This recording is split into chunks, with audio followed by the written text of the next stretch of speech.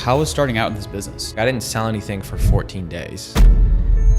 Way too many agents nowadays are so paralyzed by the lack of knowledge that they feel like they have. All you need is just to be able to ask a couple questions, and the life insurance sells itself. It's how society's programmed us. The school system and everything else, it's making mistakes is bad. I had times where I had to drive overnight to appointments and I had like no money in my bank account. I had like enough to fill up my gas tank once. Literally there was about a month stretch where I ate one McChicken or one McDouble a day. That was it. What were the adjustments you had to make? The biggest one was, talk to us what you mean about curating your environment to not fail.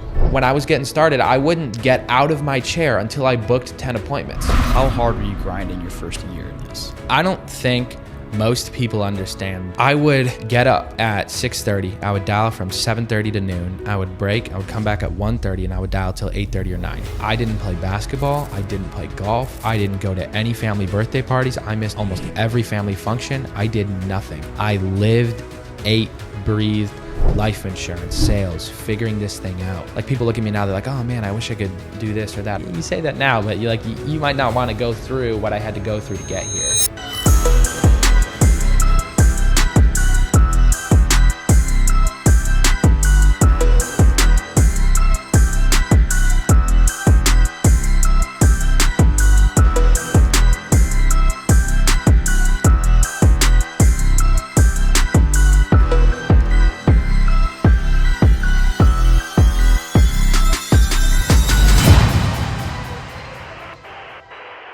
What is going on, guys? Today, have another episode of Prosper Pod coming at you. And with me, I've got my good buddy, Ryan Koske. Ryan, how are we doing? Doing good, man. How about you, Jonah? Good. Ryan, so let's just get into it, bro. You're one of the best sales trainers in the company, undoubtedly, and for mortgage protection. So I'm just really excited. I think this one's going to be a lot more of a tactical episode, just giving people applicable skills to better empower and equip them and have a higher level of success in this business. So to start things off, how long have you been selling life insurance for? Yeah, so the end of this year will be year 4. So this year's year 4. So I've been doing it 3 full years and then half a year this year. I wrote like 300 my first year, and then the last 2 years I wrote over $500,000 each, and then this year I'm on pace to do the same. When was your first day? What month did you start? I started January 13th back in 21. 21? Yeah. Nice, dude. So you started a little bit after I did. Yeah, a few months, I think. Yeah, I started in October. Yeah. October of 20. So, okay. Nice. So we've been doing it roughly the same amount of time. You produced about $300K your first year. Mm-hmm. Second year? 550. 550. Then 520. 520. And then we'll do right around 5 this year. Okay, so you've consistently been producing $500,000 for the past 3 years, which is fire. Okay. And you pretty much run mortgage protection, right? Mm-hmm. Yeah. Is that all you run? Yeah, that's all I run, yeah. Okay. Talk to us about starting out. How was starting out in this business? Did you come in and get crushing it? Was it a little bit of a struggle? Yeah, man. I mean, starting out was like a really big roller coaster for me. Like I didn't sell anything for 14 days. Right, like when I started, back in the day, you remember how it was, bro. We had, I don't know who the people who brought you in, but there was no structure.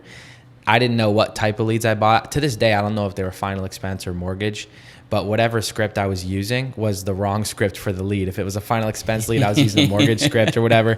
And so nowadays, I tell agents, like, look, you don't need to know everything, bro. Just like go out and work and it'll work out.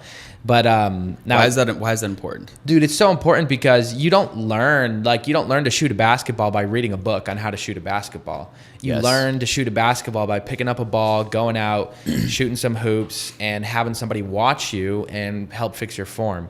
And I just think way too many agents nowadays are so paralyzed, by the lack of knowledge that they feel like they have, when you don't need knowledge to sell life insurance. All you need is just to be able to ask a couple questions, and the life insurance sells itself. 1,000%. That's so important because I tell agents this, so they go through our full week long of training, which is very impactful. It's important. I mean, definitely be intentional and take notes, and so you can have more success. You can hit the ground running. But I'm like, guys, the real training starts when you get on the phones. Yeah. Because what we found is about 12 hours of training videos equates to 1 hour on the phones. So I'm not saying don't watch trainings and don't continue to develop yourself and progress, because also I mean, all the guys here in our office, I mean, if they're new, their first couple of weeks, they're in the office grinding 8 to 8, 12 hours a day, and then we're having them spend about an hour per day developing, watching trainings, etc. So, but I feel like some agents fall into this trap of getting ready to get ready. Yeah. And everything's got to be perfect. That's a good way to put it, getting ready to get ready. And it's how society's programmed us nowadays. They program in the school system and everything else. It's making mistakes is bad. Yeah. You never should don't mess anything up. If you mess something up, that's what. But like, dude, there's no one that's successful that's alive right now. That's a millionaire, billionaire, Bill Gates, Elon Musk, Steve Jobs. Like, dude, all these guys messed up 100 times. Yeah. And that's what allowed them to become successful. Yeah. Yeah. I mean, success is a product of failure, and if you're afraid to fail, ultimately that means you're afraid to do what it takes to win, And so like, that's why, dude, my main thing, if I have an agent who like, I put them through our trainings and I send them a couple of videos. If they ask me any other questions, I'm like, hop on the phone on the live dials and I'll talk to you while we're both dialing. I'll answer your question while we're both dialing. And that's what I do with my agents, man. I'm like, just focus on the dialing, and then I try to do some training, while they're dialing. But it's just so important just to like pound the phones and just, get that real time learning. And you know what it is? I've seen a lot of agents struggle with. Got to drop the ego. Drop the ego. For me, I didn't care coming into this. Yeah. Like, I was honest with myself. I'm like, dude, I'm not good. I want to be good. Yeah. I want to get good at sales, but I'm not good right now. So I was calling so-and-so, this person, my upline, the other person, asking questions, figuring out what they're doing, listening to other people, tweaking, adjusting. I was not afraid to ask for help. Yeah. And that was huge for me. Yeah, dude. That's how I made my first sale, bro. So I went 12 days or 14 days. I didn't sell anything, but I had a lot of appointments. Like, I went through presentations. And I just didn't sell. And I would close it. I didn't close it. New agent close it. They'd pick an option, and then I'd talk myself out of it. So like, I went to Gabe. My last point was at like 8. I was there for 2 hours, didn't close it, left at like 10. I called Gabe. I'm like, Gabe, dude, you got to help me out. I don't know what's going wrong. Like, I'm coming over. I don't care if you're asleep. Like, I'm coming over. Can we role play? And he was like, yeah, dude. So shout out to Gabe for letting me come over to his apartment at 11 p.m. I was there for 2 hours till 1. We made 2 very simple changes. The next day I closed 2. I made about $3,000 that next day. I closed the 2 appointments that I had that next day.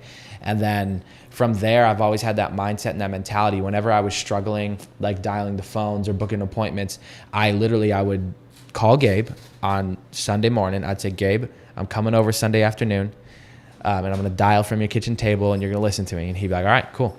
And he would sit there like playing video games. Remember, he'd be like playing Fortnite or whatever, and then I would be dialing, and I would say something dumb. He's like, Ryan, don't ever say that again. Say this. And he would just like interject at certain points. But I can't stress how important it is to like put yourself in a position to be successful. I think if you look at almost anybody who is successful, they did a couple things well. A, like we talked about, they weren't afraid to fail, but B, they put themselves in a position where it was going to be hard to fail.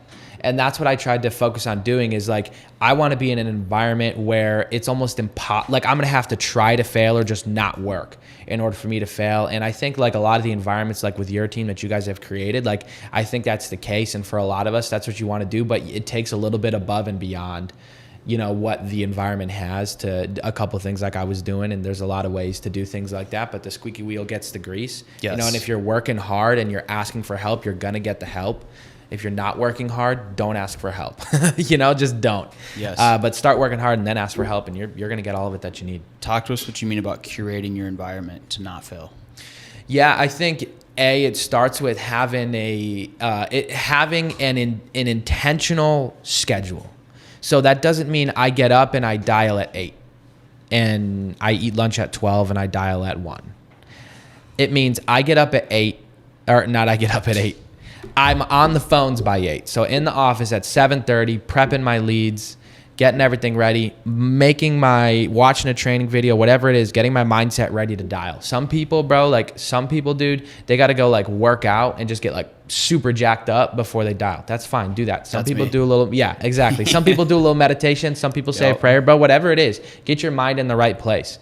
And then set a goal. When I was getting started, I wouldn't get out of my chair until I booked 10 appointments.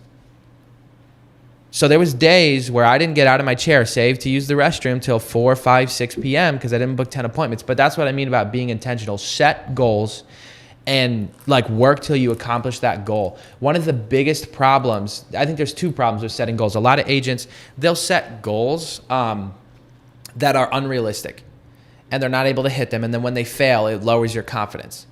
And then other agents, they'll set goals that are hard to attain, but attainable, and they'll stop just short and they'll let themselves fail. And then that confidence level goes down. And so you need to have an intentional schedule where you know it's not easy to achieve your goals, but you know it's achievable, and you have actionable steps you can take, so where you know you're getting small wins along the way and you're slowly building that confidence. Because I think ultimately, like, anybody can sell life insurance. You just have to have a little bit of confidence. Correct. Like, you can say all the wrong things.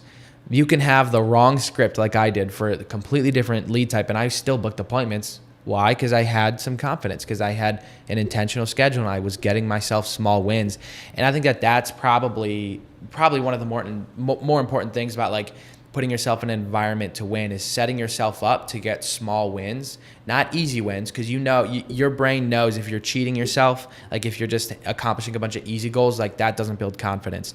But I think that that's the biggest thing. And then from there, just make sure you're around people who are better than you. Like if you're the smartest person in the room, you're in the wrong room. Facts. And dude, some people just love being the smartest dude in the room. They love talking and letting everybody hear how smart they are. And that's fine. But like, you're never going to grow if that's your environment. Like I always made sure I was around people who were better than me. Any chance I had to be at a dinner with top producers, top agency owners, whoever, like I would always try to make sure I was right next to them, and just making sure that like your support system is stronger than you. Right? Like if you're the strongest part of your support system, you know, it's not going to work out well. But I think that's the other piece of that, is just making sure you're surrounded by people who are better than you. A lot of people, like if they're in a room and they're the best dialer in that room or the best closer in that room, they enjoy that feeling. To me, that's a very uncomfortable feeling, because that means I'll never grow. So, you know, like. Agreed. I get anxiety. Yeah. Like, I mean, it's exactly what you said, where like there's some people that are just so enamored by themselves and their ego that they want that word, dude. Like if I'm the top dog in the room, I mean, like there's some situations that, because like we're a leader and I run an agency, but I don't like it. Yeah. Like, dude, I'm trying to be in a room with people where I'm the smallest guy in the room, and around people that are way up here. Because it's like, and also just like being king of the hill, it might be fun for a few moments, might make you feel good, but where do you go from there? Like I'm constantly, it doesn't matter what level you get to, you're constantly trying to develop, grow, get to the next level. Yeah. That's what's so intriguing, dude, about guys like, I mean, you can think of like people today, but like about like somebody like Alexander the Great, like the dude set out to conquer the entire world. Like I just like, sometimes I'm like, dude, like if like whatever it was that started his first conflict, he goes, conquers his first country, he gets a taste of that. He's like, oh, that's kind of nice, man. Like, I don't want to stop here. And then he like finds the next thing and the next thing and the next thing. And I think we like, as human beings, we're built to be like that. And like, we're, like you were saying, we're like grown in an environment where you're taught to just make the safe play, make the safe move, don't make mistakes, like don't take too many risks. But like, you have to take those risks. You have to have something you're trying to achieve. That's what ultimately gives life purpose and meaning, and that's what will give you the drive to like keep going and keep accomplishing, you know, greater things. I couldn't agree more. Okay, so I want to go back to 1 a.m. with Gabe. 1 a.m. with Gabe Erickson in his apartment. Okay, do you remember what the tweaks were, dude? Yeah, absolutely, man. And also before you say that, do you know how many presentations you had? I had about 12 before. 2 or 12? 12. Oh, 12. 12 presentations before I called Gabe and said, hey, something's going wrong. Oh, you didn't quit? I didn't close any. I didn't quit. You didn't quit? No. Why would I quit? I had nothing else. Like, there was nothing else I was going to do. You said was it a few hours or a few days before you? So I didn't close anything for 2 weeks, 14 days. I had 2 weeks. Yeah, I gave 12 presentations throughout. Bro, see, that's so important. Like, that's what agents need to understand, dude. It's like same thing for me. I went 3 weeks. You went 2 weeks, went 3 weeks. So it's and that's okay. Yeah. So 2 weeks. I'm sorry, I didn't interrupt. No, but you're good. So 2 weeks, and how many presentations? 12 presentations. 12 presentations. What were the adjustments you had to make? So there was 2 really small adjustments. One of them, and dude, here's what's beautiful, man. Once you start to like understand sales at a high level, you understand less is more, right? Yes. The less complicated your process is, the easier it is for you to execute. So the biggest one was I would say, hey, which option do you want to pick? They would pick an option, and then I would way over talk. I would talk myself out of the sale. So I'd be like, okay, grab your ID and a check. I'm going to get this submitted. I'll need your social and account and routing number. They'll pull the first draft within 3 to 5 days. You'll get the policy in the mail. And I would do all the things we do to wrap up a sale right there, and it would take me 3 minutes. And then the client would get like overwhelmed, and they were like, oh, no, I need to think about this. I don't want to do it. So like he was like, well, why are you saying all that? I'm like, I don't know. Like, I thought I needed to say all that. He's like, no, you don't need to say anything. He's like, when they pick an option, just start the application. So the next day I get out there, her name's Elizabeth Anderson, and she picks an option. And I'm like, okay. I just start typing away. I'm like, what's your date of birth? Put it in. And then I close that one. And I did the same thing on the next one. So that was the one thing. It was like, hey, once you close, when you say, hey, which option or whatever your closing line is, you don't say another word. First person to talk loses after that. Right. I've trained agents where they'll listen to me sell and there's 5, 6, 7 minutes of dead silence. When we were in person, it was so much fun because I'd be staring the dude in the eye. I'm just sitting back in my chair, a nice relaxed posture, arms crossed, looking at him. And he's looking at his wife, looking at the papers, looking at me. You can see him working things out. And I miss those days. Dude, yeah, awesome. And two, the other thing is like a lot of times what a lot of new agents do is they'll close. Somebody will start saying, oh, well, we're going to need some time to think about this. And then agents will jump in and try to like handle that objection right away. But you can't do that because the first thing somebody says after you close, that's not the real objection. So typically it looks kind of like this. They'll be like, oh, I'm going to need some time to think about this. If you jump in, you didn't hear the real objection. That's not the actual problem. If you don't talk, human beings, we don't like awkward environments. So we're going to fill that space. We're going to talk. And it's a funny thing in comedy movies. You'll see like an awkward situation and someone will start like way oversharing because nobody's talking. Okay, that's not just a comedy bit. Like that's a real thing that happens.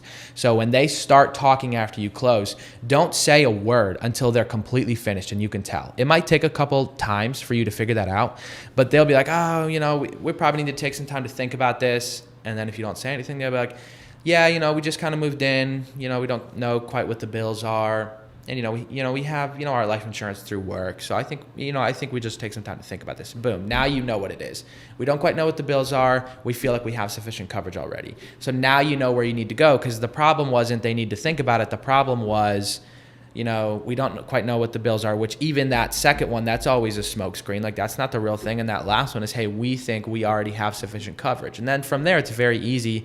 You're just like, oh yeah, no, the work coverage is great, man. Like I'm glad you have that. But when you leave work, you don't keep that coverage with you, and it only pays out like while you're like, if you die on the job. Like if you've ever read through that policy, they're like, no, like all right, well that only pays out if you die on the job. So this is paying out no matter what. So I understand, the bills and stuff. We just moved into the house. So what people do is we'll start down there at the bottom. And then next week, next month, next year, when you've had some time to think about it, we can bump it up whenever. All right. And so that is like, I feel like closing, I've gotten to be such a much better closer in 2 stages. One, not talking, but then I would, as soon as they started talking, I would immediately jump in because I want to be a good salesperson and, beat the objection. But then I learned, okay, I just need to like not talk at all. Let them say everything that they're thinking. They'll expose themselves, and then I know what the real problem is, and then I can actually solve the problem for them. Yes. And vice versa.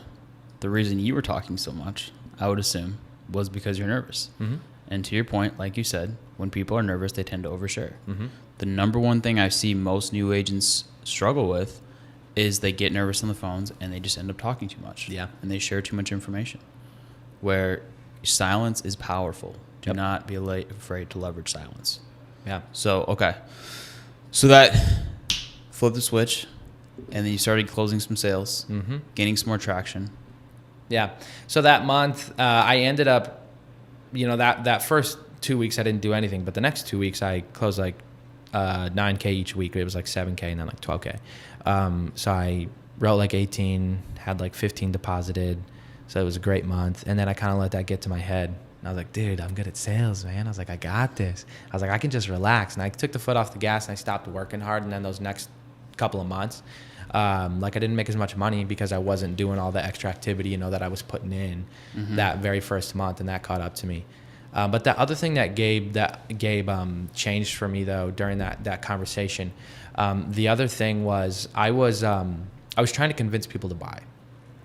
In a lot of sales industries, that's what you do. You charm them, try to convince them to buy, try to swindle them into it, whatever you want to call it. So I had to make the adjustment from me convincing them to me just asking them questions and they convince themselves. And I learned that in a couple stages. Stage one was, okay, now I know. So you convincing them to buy sounds like this. Hey, when you die, your wife's not going to be able to afford the mortgage payment, so you really need this mortgage protection. So here's what we're going to do. That's you trying to convince them. So then you learn, okay, I need to ask questions. Typically stage 2 for most agents is, hey, you want to make sure when you die, the mortgage is paid off for your wife, right? And a leading question, one that paints people into a corner. But that's sales pressure, and you'll hear people give you a stupid answer because they just don't want to say what you want them to say. And so you're going to pull sales pressure out of the client by asking that leading question and saying, hey, you want to make sure if something happens to you, the home's paid off for your wife, right? And then you'll close some like that. You'll be okay like that, but you won't close a lot of people.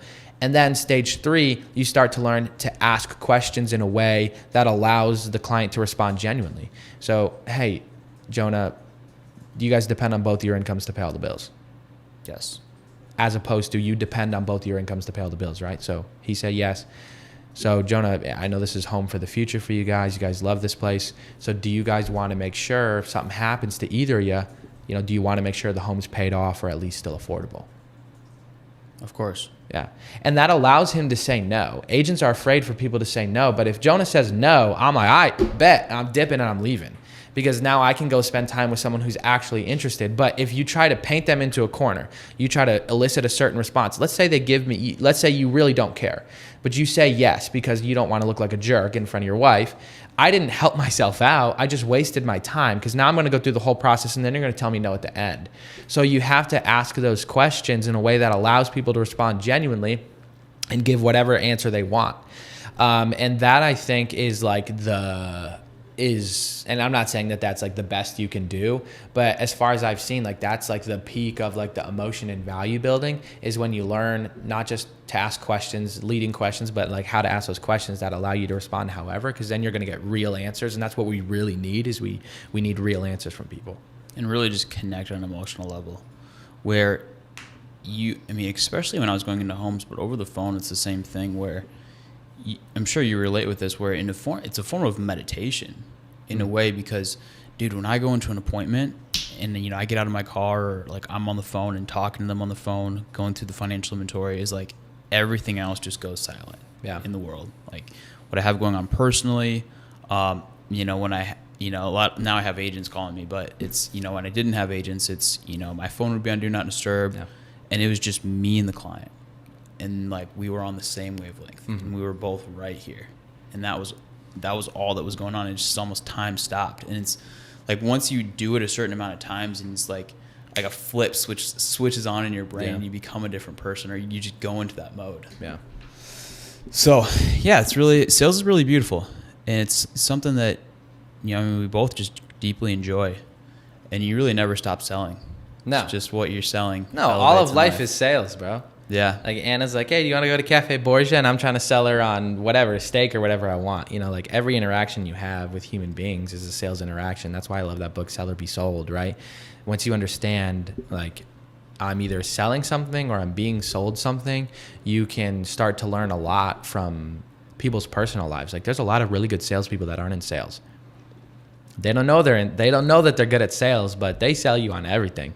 And once you start learning, like, hey, I have something to learn from other people because everybody is a salesperson. It's just they're either good at it or they're not. And you can start to really pick up on things that people do really well. That's one of the ways I learned not to ask questions in leading questions is because I had this guy that I talked to, a good friend of mine, and I would always do whatever he wanted to do. And I started thinking, I'm like, dude, most of my friends, like we have a pretty good balance where I have some ideas or whatever, we do that. And then, but the way that he would ask things is he would just ask a question. I'd be like, yeah, why not? Like, yeah.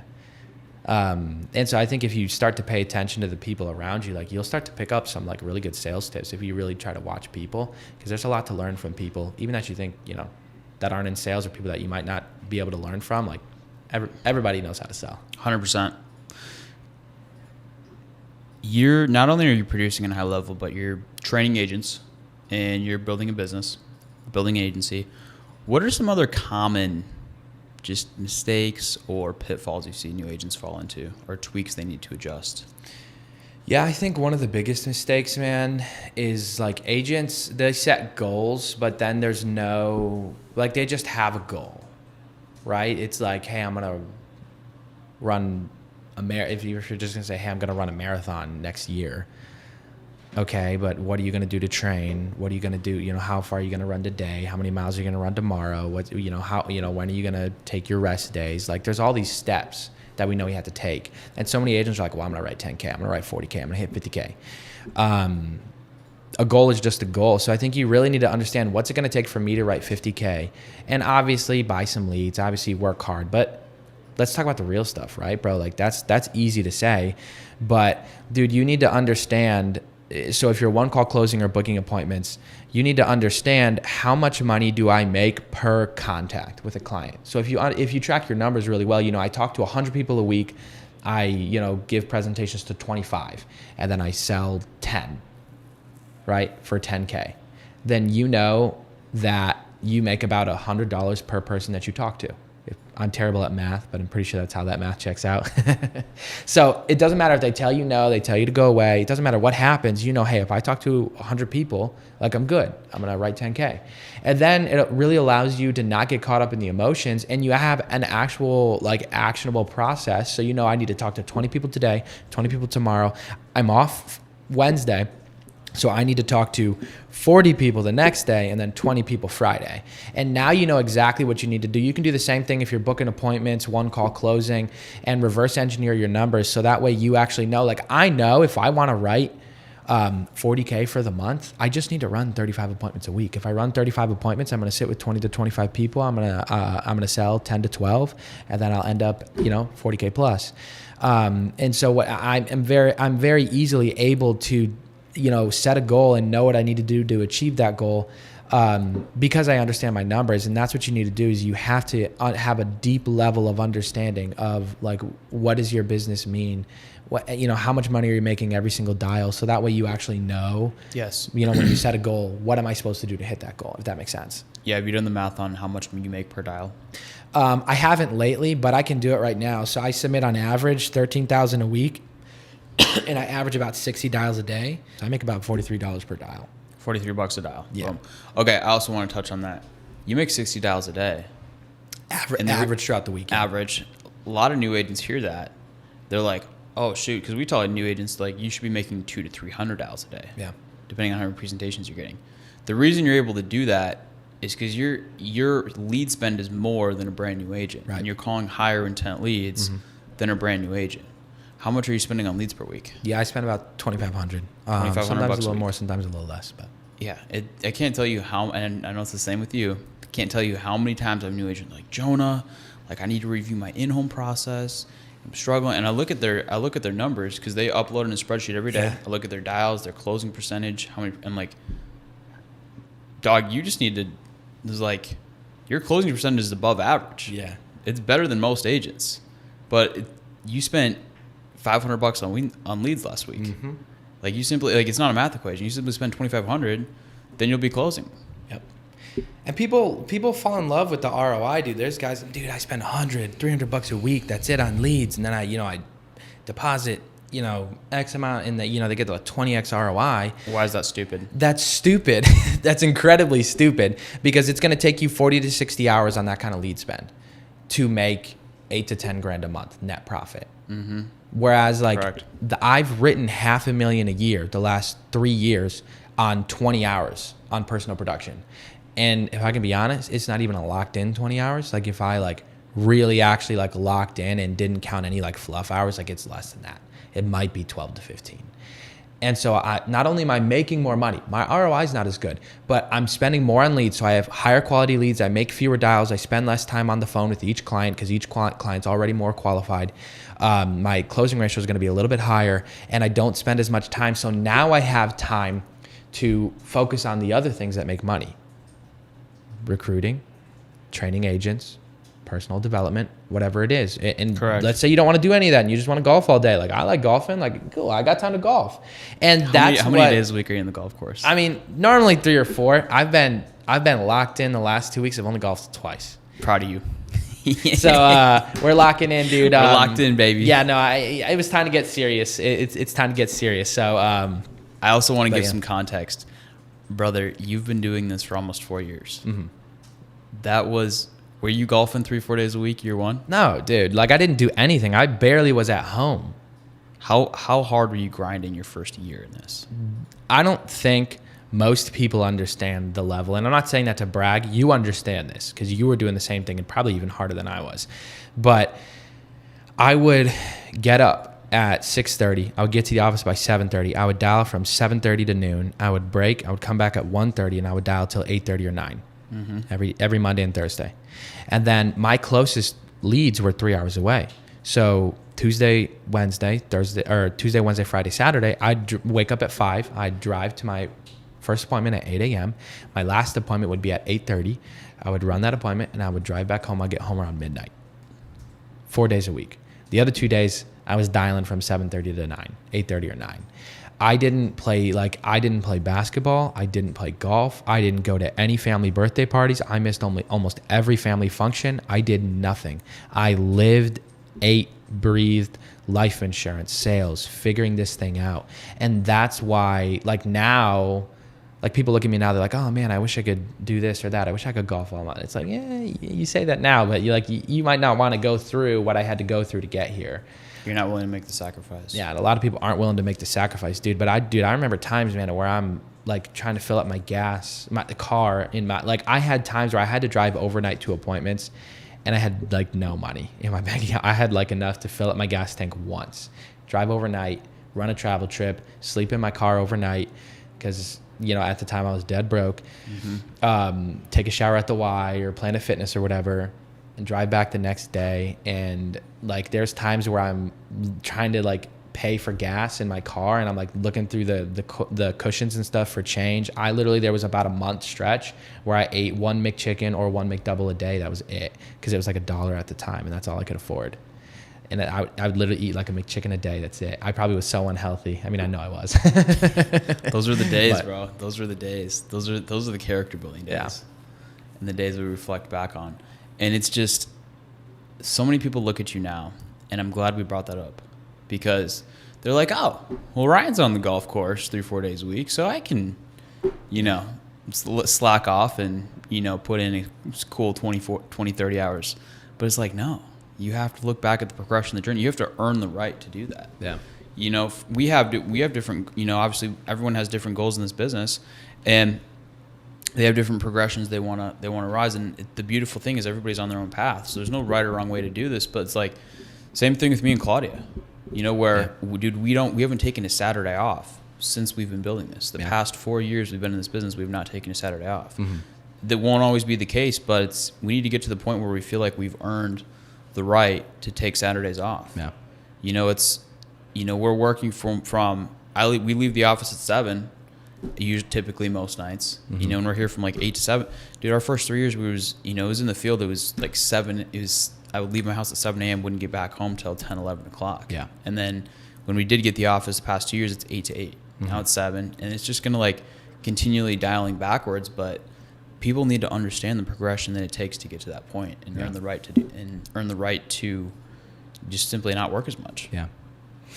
So awesome, man. Well, I know the one thing everybody wants to hear. They want to hear your presentation. They want to hear the sauce. All right. So you want to role play? Yeah, dude, let's role play. You want to role play like a mortgage mailer, or do you want to do like a Strong Point Facebook? Strong Point. All right, bet. So if you guys don't know, that's like a Facebook or social media generated ad. So one call closing from the top. Sounds good. Hey Jonah, this is Ryan. I know a lot of people are like, hey Jonah, how are you? This is Ryan. I don't do any of that. Like, they filled out the lead form. Like, I'm intentional about why I'm calling, so I'm just assuming I'm talking to the right person. Start off on the right foot. Hey Jonah, this is Ryan. I'm just calling you back about that form you filled out for the mortgage protection. Looks like you put Claudia as your beneficiary. Is that right? Yes, I did. Okay. Wait, what is this? Who's this? Yeah. I'm Ryan. I'm the mortgage protection specialist for the area, assigned to help you find, one of those affordable programs that helps with the mortgage when something happens. You filled out the form yesterday. It was like 1 a.m. So I don't expect you to remember. It was real late. Oh, yeah, okay. Yeah. So, like I said, I'm just the specialist assigned to go over all this stuff with you. Now, how long have you been looking into mortgage protection? The thing just popped up last night as I was laying in bed scrolling through it. So I kind of just clicked it to get a quote. Yeah. Okay. Good. Can I And get then, a quote? what are you looking for a quote for? Like, why are you looking into mortgage protection? I was just curious. It seemed like something that would be good to have. Yeah. And why do you feel it'd be good for you to have? Well, just I'm getting older, and I figured if something happened to me, making sure the home is secure would be nice. Okay. For the family. Okay, gotcha. And the main priority is making sure that it's secure for Claudia? Yes. Okay. And how's she related to you? Wife? She's my wife. Wife? Okay, gotcha. Yes. Cool. Okay. All right. Yeah, well, that gives me something to work with here. So a minute ago, I texted you a couple of things. Take a look at your phone. Let me know when you're looking at your text messages. Okay. I got it. All right. Yeah. So you'll see there my state license for the state of Illinois. I'm licensed by the state to handle all your information, help you find a program that fits. And then the second image there has all those company logos. Do you see that? I do, yes. Yeah. So I actually work with all of the carriers in the state who do the mortgage protection. So I'll be able to do all the shopping around, to make sure we find the best program and price for you. Okay. So what we're going to do today, Jonah, I'm going to take like 5-6 minutes. I'll just ask you a couple of questions to know, what kind, how much coverage do you need? Because if you don't need any coverage, I don't want you spending any money. Then I'll ask you some medical questions so I know what you'll qualify for. And then, unfortunately, I don't approve you for the coverage. I wish I could approve everybody. But that's up to the carriers. So once we find an option, that makes sense for you, fits the budget, and takes care of Claudia the way you want it to, we're going to submit a request for coverage so we can get medically approved from one of the carriers. All right? Okay. Okay. So grab a pen. We're going to go through a couple things with you. And then do you want to go through the whole financial inventory? Yeah, let's do it. All right, bet. Because I feel like there's those little quirks, right? Ways you phrase the question. Yeah, and I'll point out some of that stuff, and that's what I'm really big on. My script has all the little things built in that you need because the financial inventory is so important. So many agents, they do if you just ask the financial inventory questions, you're going to be an okay closer. But then when you learn how to really dive deep and the intentionality behind things. But so Jonah, how old are you? I'm 42. 42 years old. Cool. And how old's Claudia? She is 41. Okay. And is Claudia there with you? No, she's in the other room. Okay. Do I need? Yeah. Go ahead and grab her. Put her on speakerphone. This will be important. Okay. All right. She's here. You're on speaker. All right, Claudia. Hey, my name's Ryan. How are you? Good. All right. That's a perfect Claudia voice. I don't think I thought that was actually Claudia. All right. So Claudia, how old are you? I'm 41. 41. Okay, cool. And then what do you guys do for work? I'm a plumber. She's a school teacher. Awesome. Cool. And then I am making sure, just so you guys know, when I say Claudia, I make sure Claudia answers when I ask Claudia's questions. If Jonah tries to answer for Claudia, I say, yep, Jonah, I need Claudia to answer her questions. Boom, that's important. Got to have control, right? So if Jonah does that, it's oh, Claudia, I'll be oh, Claudia, you're a school teacher. Make sure she says yes, because I got to make sure they're both listening, and then I have control. And also just make sure she's present. Yeah. She could have gone off and pulling out the pizza out of the oven. You don't even know. Yeah, exactly. Yeah. All right, and then Jonah, what's your average monthly income after taxes? Mine is $4,200. All right. Any other sources of income? Nope, not right now. All right, cool. And then Claudia, what's your average monthly income after taxes? About $3,200. Okay, gotcha. Any other sources of income for you? Nope, just okay. that. Do either of you guys smoke? Nope, non-smokers. Okay. What are you guys taking medications for? I'm on the Cinepril. Gotcha. Blood pressure? Yep. Okay. And then hydrochlorothiazide. Okay. Water pill? Yep. All right. And then I got a Buterol inhaler. Okay. Any COPD? Nope. Okay. And then Just with Claudia? asthma. Okay, just with asthma. Okay. Anything else for you, Jonah? Nope. And then Claudia, what about you? Nothing. Okay. And then now once we submit the request, guys, and I'm pounding that in, once we submit the request, not when, if, not if you perhaps decide you want to give me your money today, maybe we would. Once we submit the request, Jonah and Claudia, they'll do a prescription history check for the last 10 years. I found, especially with the social media leads, they love hiding health history. So they'll do a prescription history check for the last 10 years. So what have you been prescribed that you stopped taking or the doctor had you stop taking? I was prescribed a pain medication a while back. Okay. When I had my knee surgery. About I don't remember what roughly it was. how long ago? It was about 5 years ago. Okay, cool. And then have either of you guys ever had a heart attack, stroke, or cancer? Nope. Any stents put in, high blood pressure, diabetes? Nope. COPD, kidney or liver disease? Nope. Okay. And then Claudia, none of those for you? Again, just making sure if Joan is the only one answering, that Claudia answers too. Nope. Okay, all right. Okay, and how much life insurance do you guys have right now outside of work? Oh yeah, we got a $100,000 policy we took out about 5 years ago. Okay, perfect, cool. And I'm assuming you got that to, help replace income if you died? Yep, exactly. Okay, perfect. Do you guys have any life insurance through work? Yes, we do. Perfect. And so life insurance through work is a great thing to take advantage of. I'm glad you're taking advantage of it. You just want to make sure you're not depending on it, Jonah, because whenever you leave, quit, get fired, retire, you don't keep that with you. And then also, if you've ever read through the terms of the policy, there's specific ways you have to die. Most of the time, you have to die on the job for it to pay out. So keep taking advantage of it for sure. Just want to make sure you're not depending on it. Make sense? Let's say I had a heart attack a couple of years ago. Let's say I'm 62, had a heart attack, and we're doing an equity protection. Okay, perfect. So I think that's one thing we deal with a lot. Yeah. And agents struggle with the most. Yeah, and it's difficult with, like social media, strong point, Facebook leads to deal with that stuff. So 62, had a heart attack, quadruple bypass about 5 years ago. Okay, so same, everything pretty much same thing applies for everything we've talked about. Yep.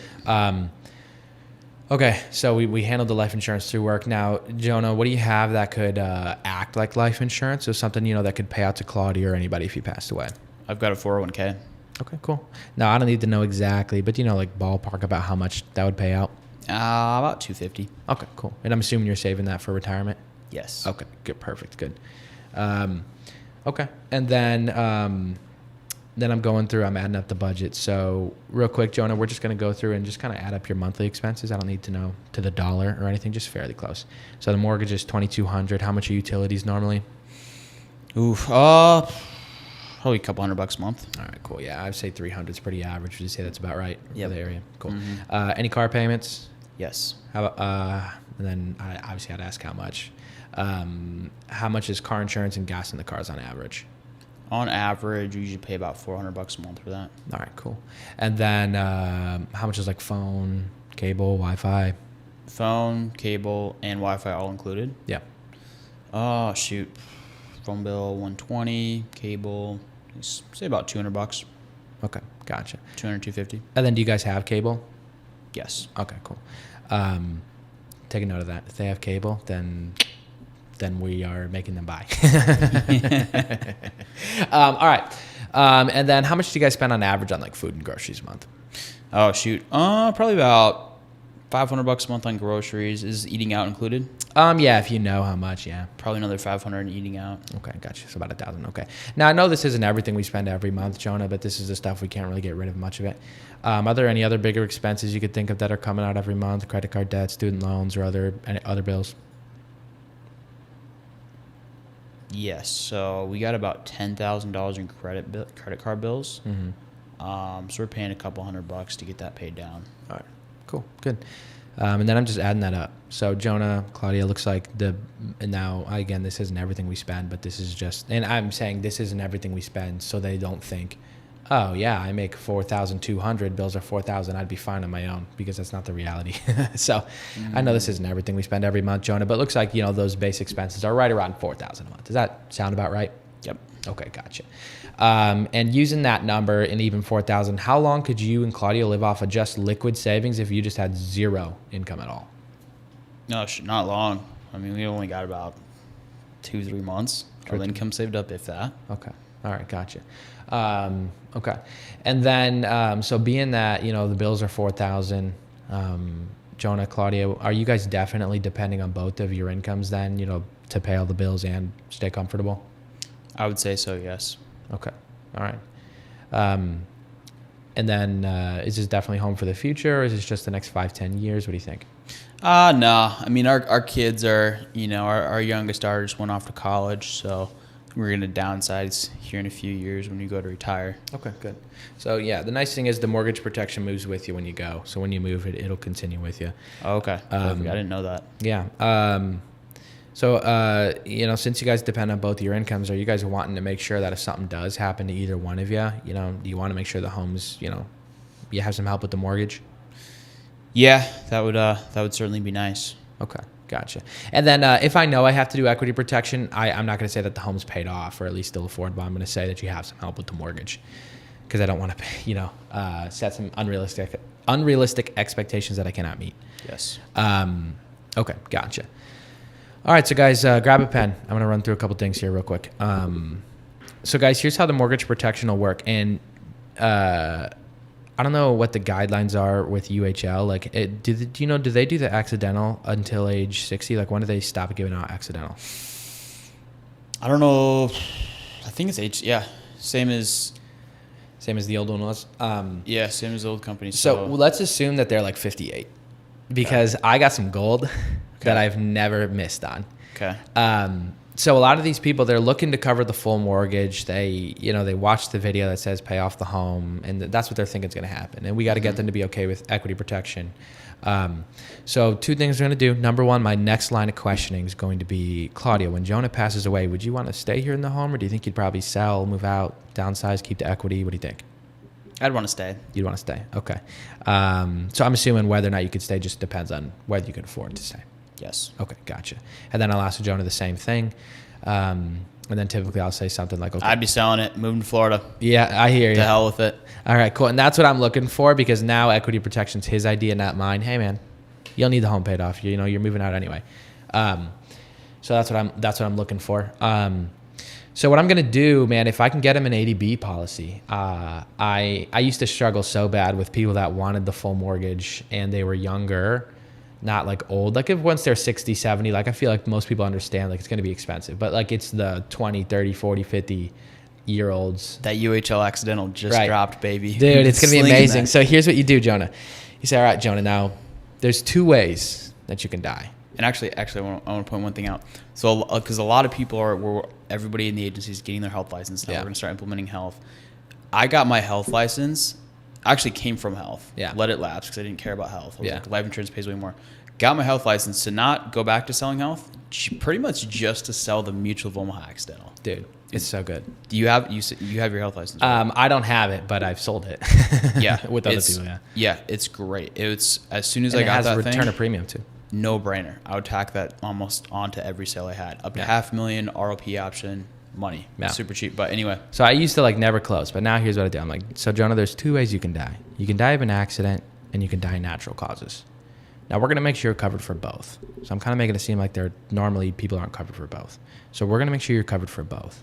Then I talk about the accidental first. I make it very clear, accidental only, right? Like, so I'm like, now if you die in any type of an accident, so that's something kills you outside of your body, car accidents and whatnot, this will pay off the home, that $250,000 tax free.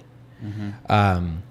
So if anything happens like that, this is paying off the home. Now, when you die in natural causes, like we were talking about earlier, the expenses alone are $4,000. You guys need both of your incomes. You got less than a month of savings set aside. So there's a reason the bank will give, 70, 80, 90-year-olds a 30-year loan. They don't want people paying off the homes. They know when you die, Jonah, that they're going to have a really good opportunity to take this home from Claudia and sell it for themselves and keep that $500,000 in equity or that $250,000 in equity. So if you die of natural causes, what this will do is it'll pay all the mortgage payments for Claudia for a year. So Claudia, you've got a year to figure out, okay, could I refinance the loan so it's affordable? Should I sell, use this equity to purchase a different home in cash? Could I get somebody in to help out with the expenses? It gives you a year to figure out, what you need to do. It gives you plenty of time to make the decision that's right. Does that make sense? Yes, that makes sense. What questions do you guys have for me on how any of that works? That all looks pretty straightforward to me. Okay, gotcha, cool. And then I'm going through the prices with them. But when I used to struggle like pitching the accidental on there and making it simple. And then I don't want to blur the lines between, I don't want them to think if they die in natural causes, it's completely paying off the home. But since I started pitching it like that, like, hey, there's two ways you can die. You can die of an accident. Actually, let me give you that objection. So you're telling me, because if I have another heart attack, I really wanted to make sure that the home was paid off for my wife. Is the home going to be paid off? So if you die natural causes, that's when it covers the mortgage for that 1 year. So she's got a year to figure everything out. Now, Joni, because of your age and things, $250,000 of coverage be probably north of $1,000 a month, and nobody really does that. Plus, Claudia probably would move out anyway. You guys are looking to move in the next 5 or 10 years, so it doesn't really make a ton of sense to have this home paid off and spend that kind of money. Do you quote them the full mortgage coverage on the health side? Yeah, usually if I can, yeah, I do. Yeah. Or I'll make sure I have enough of the, I'll either add accidental to the whole life policy, and I just kind of make sure that it is completely covered. And then when I show numbers, I say, hey, write down 6 months / 283,000, 1 year / 283,000. That 1 year will probably end up being more like 300, but I don't need to confuse the process.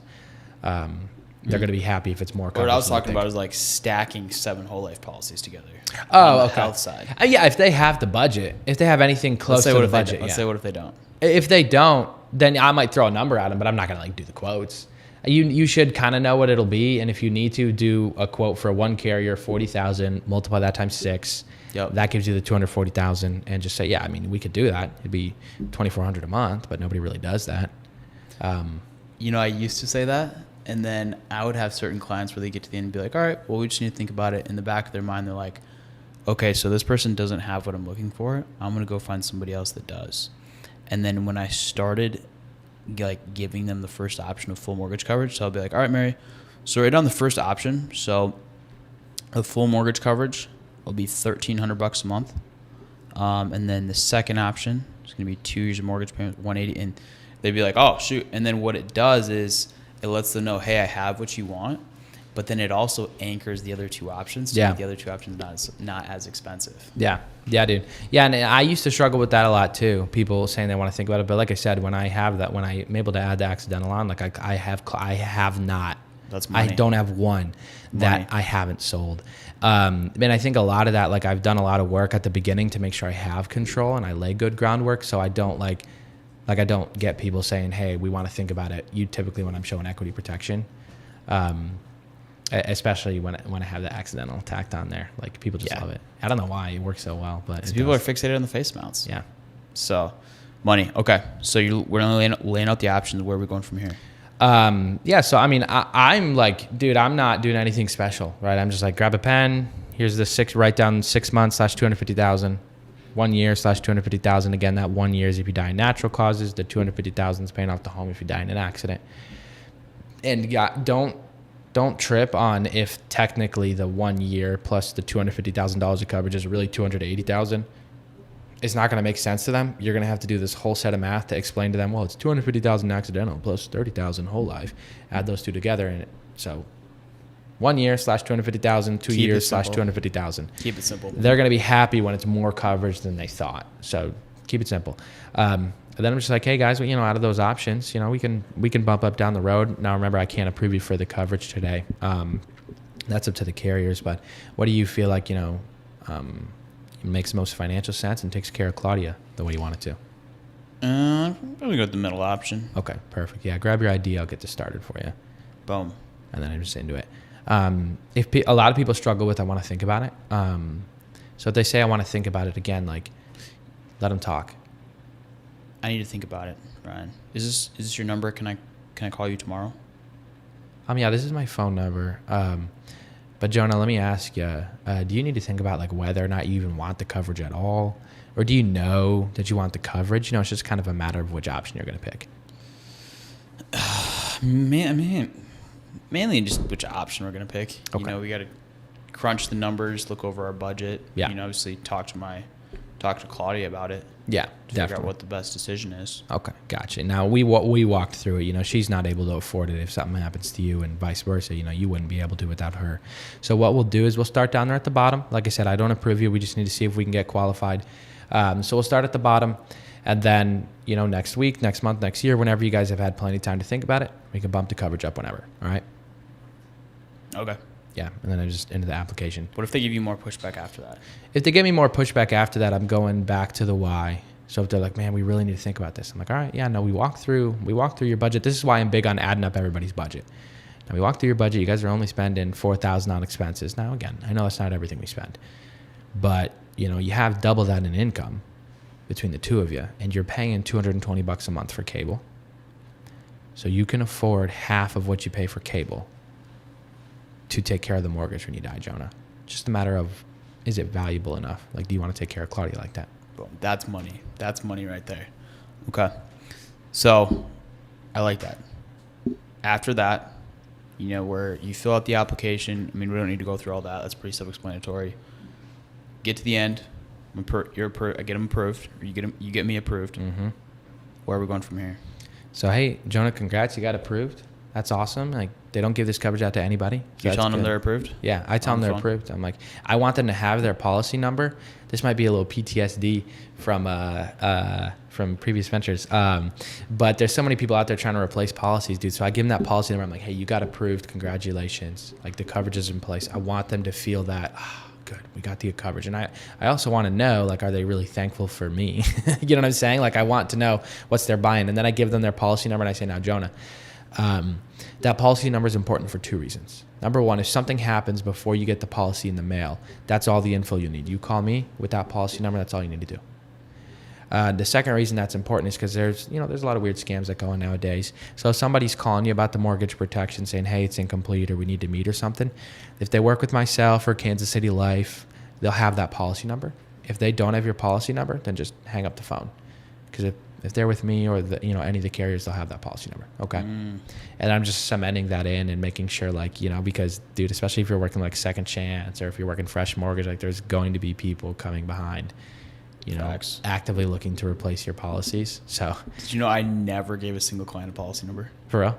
Never. I know there's a lot of people that don't. Because I just, like, I don't know if it was me or if it was actually valid, but I was just paranoid that if I gave them the policy number, they would call the company to cancel and they wouldn't call me. Yeah. Anytime they wanted to cancel, I always wanted them to call me. Yeah. And not the company. So I'd give them a security code. Yeah, that makes sense. I mean, and I don't think that's what's great about, like, what we do is there's not like one way to do things. You know what I'm saying? Like, my persistency was like never anything special. You know what I'm saying? Like, it wasn't like amazing or anything. Do you care sharing what your persistency is? Yeah. My 6 month is 90, and then my 12 month is like 78. Solid. Yeah, and then I've worked a lot to get to get that up from where it was before, because I used to write with some carriers that were very, very replaceable carriers. Not always the best thing. It was the best thing for me, but it wasn't the best thing for the client. So, and you've made that up just in simply your persistency. Where, yeah, dude, if it paid you 5-10% better, who cares if they're going to cancel if you're going to have 10-15% more chargebacks? Yeah. So how much are you overall netting? So yeah, just helping and serving the client, putting them in the best position possible is important. Yeah, the only business that matters is the business that sticks. Like, if you're worried about 20 points on a policy, that's $200 on a $1,000 policy.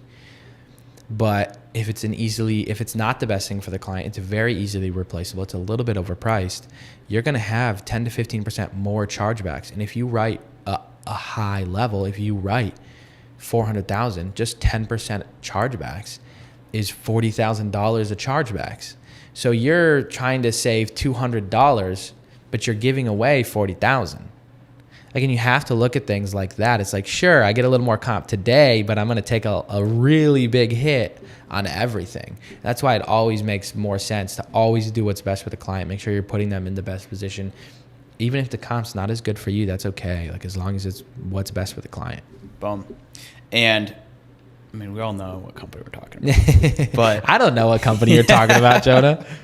But one more thing, and then we'll move on. It's just, especially when us as agents, when you call a client and they're like, "Oh yeah, we have such and such company," you're like, "Yes." Yeah, I literally get excited. You just smile. But anyway, so give them the policy number. Yeah. What other tie downs are you using? What are you saying? So I'm just telling them, I'm like, now guys, I know we didn't wake up this morning planning on spending another $110 a month, right?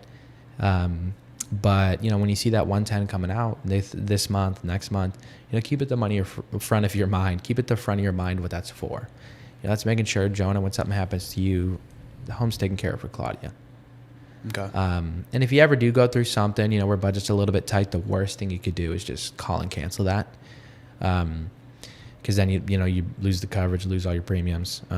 So if you're going through something, let me know. We can bump the coverage down for a few months so it's a little more affordable. And then once we're back to normal, we can get it back up. All right. Boom. Yeah. And I'm just really trying to make sure that they associate $110 a month. Because if you don't make that connection between $110 a month and paying off the home when we die, they just, over time, they'll just view it as a $110 expense. Like, I have this American policy or this, Mutual of Omaha policy. I don't really remember what it's for. That's what's neat about, like, I mean, that's what's neat about like emotions, memories and stuff. It's because like you only remember things that are tied to something emotional. The only memories you have are emotional memories. If you have a memory from when you're young, there's a reason, because it created a certain emotion that your brain wants you to remember. And that's why you remember it, not because of the memory, but because of the emotion attached to the memory. So you've got to attach that 110 a month to the emotion. Otherwise, it's just an expense. What would you say to the agent that just tries to logic sell? Like, hey, we got this great product. You know, it's if you use it, it's got, you know, it's 100% access to living benefits. If you don't have to use it, you got your money back at the end. Blah blah blah blah blah blah blah blah blah. Yeah, I mean, I would say there's just surface level logical selling. Surface level logical is okay as long as, like, with the client, that it is a surface level logical sale. Whereas if it's a young, healthy person, no dependence, yes, do that. You know, don't try to like create a bunch of emotions that aren't there. But if that's all you're trying to do, man, you're missing out on so much. I remember when I was selling lawn care door to door. I had this client. And I spent 15, 20 minutes talking to him about how bad that he had a ton of clover in his lawn. I was talking to him about how bad this clover was, all these things, and we're going to be able to get rid of it, make sure you actually have some grass. I spent 15, 20 minutes talking to him about that. I get to the end, and he's like, well, I actually like the clover. And he listed me 5 things that the clover does that are beneficial to the lawn that he wanted the clover. He planted the clover there. I never asked him a single question. I didn't care to stop and think about what he thought. And that's what we need to know is like, what does the client actually value? And when you start tapping into their emotions, you actually learn what they value. So if you don't tap into the emotions, you're only thinking with what you value. And you and I, we don't value the same things. Like, I'm sure you've seen me spend money on things where you're like, wow, that's a lot of money on that. I've seen you spend money on things where I'm like, oh, wow, that's a lot of money on that. And I don't understand it. That's okay. I don't have to. You value it. Same thing. Like, I value it. But find out what the client values. The only way to do that is by tapping into the emotions of the sale. And that's when people, like, you know, actually tell you. And not only that, like I was just saying, when you have the emotions attached to the sale, they're going to remember why they put it in place. Whereas if it's just logic, there's no emotion, they're going to cancel it when that 110 a month is inconvenient. Yes, 100%. People do not buy based on emotion. Yeah. They buy based on logic and then simply back that by emotion. Yeah. Okay. Let's do some rapid fire objections. Yeah. Hey Ryan, is this required? Yeah, perfect. No, the bank doesn't make you have this, but that's just because it doesn't protect them. It actually protects you if something happens. But are you still there at the 3434 success lane, or have you moved on? All right, I already got this taken care of. Perfect. That's why I'm calling. If you'll have that policy out when I call you, that'll make my job a lot easier. Grab a pen. I'll have you write down 2 things real quick. We don't have that lender anymore. Perfect. Yeah, the mortgage protection doesn't come from the lender, so it won't affect what we're doing anyway. Is it just you in the home, or is there a spouse or significant other living with you? Okay. We took care of everything at closing. I mean, this should have been done when we signed all the paperwork. We signed a lot of papers. Yep. That's why I'm calling. So the mortgage protection, it did used to be included in the loans, but it's not anymore. So now it's something you do afterwards. So that's my job, is to go through that information with you now. And always rolling back into the script and asking a question. Now I'm just calling to get that phone appointment scheduled for you. Okay. I'm not interested. Perfect. That's why I'm calling. I still have to go through this information with you. What time do you get home from work on Mondays and Tuesdays? What company are you with? Yep. So I work with all the carriers who do the mortgage protection. You'll recognize a lot of the names: Mutual of Omaha, Transamerica, things like that. The brokerage I work for is Pinnacle Life Group. And then rolling back into the script and asking a question. So what time do you get home from work on Mondays and Tuesdays? Do you have anything cheaper? Oh, yeah. Yeah, definitely. It's not going to pay out when you die, though. No. Okay. Hey, I'm working right now. Can you call me later? Perfect. Be like one call close. Yeah, perfect. That's why I'm calling. I can't go through it right now anyway. Do you have a spouse or significant other living in the home with you? Nope, it's just me. Okay. Only be about 30 seconds here. What time do you get home from work normally? Are you with my lender? Nope, I don't work for the lender. That's because they don't have this coverage, because it doesn't protect them. It actually protects you. And then roll back into the script, ask a question. What I'll tell you guys, we can keep doing rapid fire objections, but what you say to the objection does not matter. I promise you it doesn't matter. The thing that matters is taking control afterwards and rolling back into the script and asking a question. I teach this to all my agents. You say, perfect, that's why I'm calling. insert whatever dumb phrase you want to say and roll back into the script and ask a question to take control back. I have this agent, V, shout out V, she's a killer. She was trying to close this one deal and she asked for the guy's account number. He's like, I don't really want to give that to you. And I teach all my agents this, like, as long as you're confident, you say things definitively and you roll back and ask a question, you're going to be fine. It doesn't matter what you say. And I was listening to her try to close this deal and I'm like typing out in the chat what she should say. And he's like, I don't want to give you my account number. And she's like, yeah. And I didn't want to go to the gym this morning, but I still did. So go ahead with your account number. And he gives her his account number, bro, just like that. So I promise you, like, it doesn't matter what you say, like, as long as you roll back into the script and ask a question. But we can keep doing rapid fire objections. But perfect. That's why I'm calling. Whatever you want to say, yes. Roll back into the script and ask a question. Yes. We've actually experimented with this in the office. Yeah. Where one time to a client said, I'm not interested. I said, perfect. This wasn't for my call. I like polka dots. I just need to run through your options with you. Yep. And they're like, okay. It works. Yeah, Ryan, we got scammed. Why do you need my banking? Yeah. Got scammed a while back. Yeah. So, I mean, the insurance company isn't going to offer you coverage. They won't legally offer you coverage if you're not legally offering to pay. So that's all this is. And then they just have to make sure that it's actually your account. And now I have your routing number here. Go ahead with your account number. And then I read them their routing number and then have them read me the account number. We're going to sell the home in a year. I think we'll just get this one when we buy a new home. Yeah, no, I mean, it's cheaper today than it will be a year from now, and the mortgage protection moves with you when you go. So it'll actually end up being better. You'll save a lot of money doing it now. Boom. Last objection. Do we have to make a decision today, Ryan? Yes.